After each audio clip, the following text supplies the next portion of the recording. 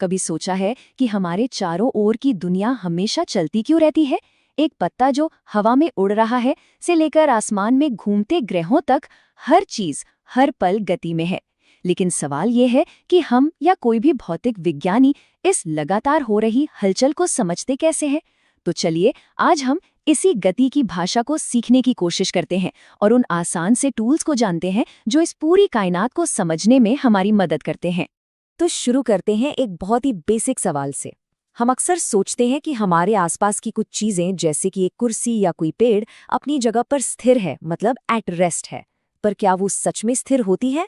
और इसी सवाल में छिपा है हमारा पहला और सबसे जरूरी टूल।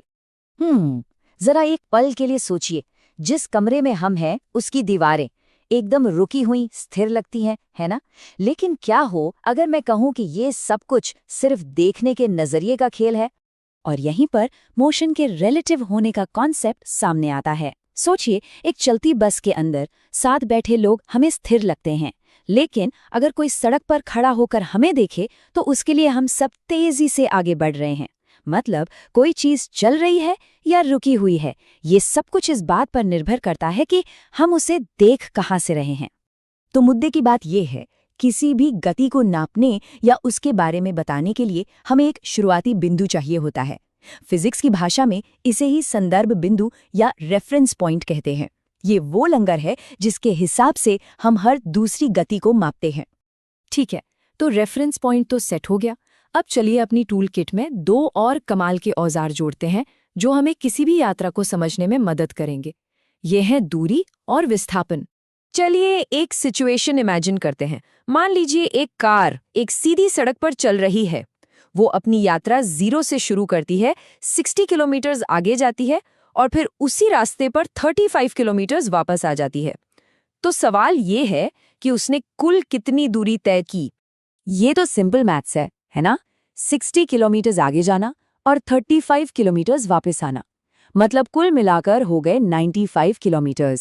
इसे ही हम दूरी या डिस्टेंस कहते हैं, मतलब रास्ते की कुल लंबाई, चाहे वो कैसा भी हो। लेकिन फिजिक्स में एक और चीज है जो अक्सर डिस्टेंस से भी ज्यादा काम की होती है, और वो है विस्थापन यानी डिस्प्लेसमेंट। डिस्प्लेसमेंट को इस बात से कोई मतलब नहीं कि रास्ता कितना लंबा था, वो बस ये देखता है कि कोई चीज अपनी शुरुआती जगह से आखिर में कितनी दूर है। तो हमारी कार वाले केस में क्या हुआ? कार 0 से शुरू हुई और 25 किलोमीटर वाले पॉइंट पर आकर रुक गई, तो उसका विस्थापन हुआ सिर्फ 25 किलोमीटर। देखा आपने, दूरी थी 95 किलोमीटर, लेकिन विस्थापन निकला सिर्फ 25।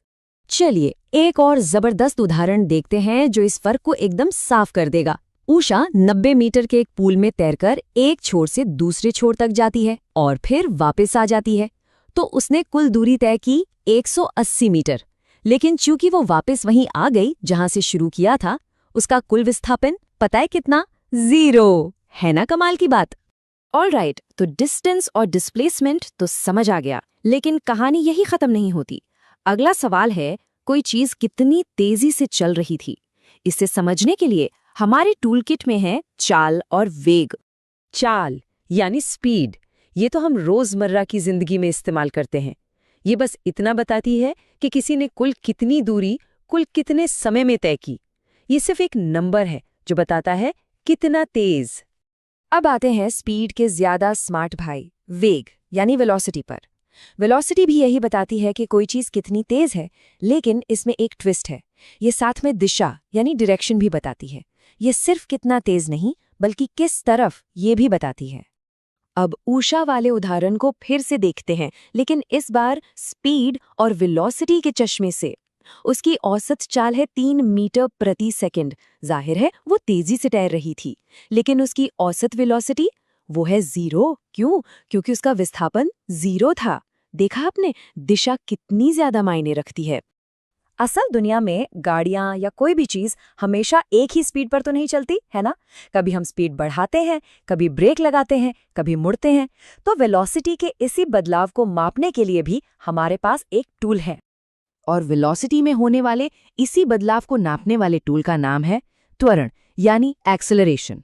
और एक बात याद रखिए, एक्सेलरेशन का मतलब सिर्फ रफ्तार बढ़ाना नहीं होता। रफ्तार घटाना या फिर दिशा बदलना, ये सब एक्सेलरेशन ही कहलाता है। ये हमारे टूलकिट का एक और बहुत ज़रूरी औजार है। चलिए इसे राहुल की साइकिल के उदाहरण से समझते हैं। जब राहुल रुकी हुई साइकिल से अपनी रफ्तार बढ़ाता है तो उसका एक्सेलरेशन पॉजिटिव होता है, और जब वो ब्रेक लगाकर अपनी स्पीड कम करता है तो उसका एक्सेलरेशन नेगेटिव होता है। और ये मत सोचिए कि ये सब बस किताबों की बातें हैं, ये हमारी रोज की जिंदगी से जुड़ा है। एक्सेलरेशन की यही समझ हमें बताती है कि सुरक्षित ड्राइविंग के लिए गाड़ियों के बीच सही दूरी रखना क्यों जरूरी है, क्योंकि ब्रेक लगाने पर गाड़ी तुरंत नहीं रुकती, उसे रुकने में समय लगता है। तो लीजिए, हमारा फिजिसिस्ट वाला टूलकिट अब लगभग तैयार है। हमारे पास रेफरेंस पॉइंट है, डिस्टेंस, डिस्प्लेसमेंट, स्पीड, वेलोसिटी और एक्सेलरेशन भी है। चलिए अब देखते हैं कि ये सब मिलकर गति की एक पूरी तस्वीर कैसे बनाते हैं। फिजिसिस्ट ऐसी ही टेबल्स और ग्राफ्स का इस्तेमाल करते हैं किसी भी सफर की कहानी को पढ़ने के लिए।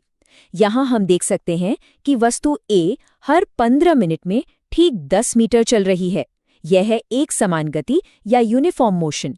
लेकिन वस्तु B को देखिए, उसकी गति लगातार बदल रही है। यह है असमान गति या नॉन यूनिफॉर्म मोशन। और आखिर में इस सारी बातचीत का निचोड़ गति की इन 3 पावरफुल इक्वेशंस में छिपा है। इनसे डरने की जरूरत नहीं है, ये बस हमारे टूलकिट के सबसे शार्प औजार हैं जो किसी भी वस्तु की गति, स्थिति और समय को एक दूसरे से जोड़ते हैं। तो अगली बार जब किसी सफर पर हो तो सिर्फ मंजिल के बारे में नहीं, बल्कि दूरी और विस्थापन के बारे में भी सोचिएगा। जब गाड़ी किसी मोड़ पर मुड़े तो उस त्वरण को महसूस करिएगा।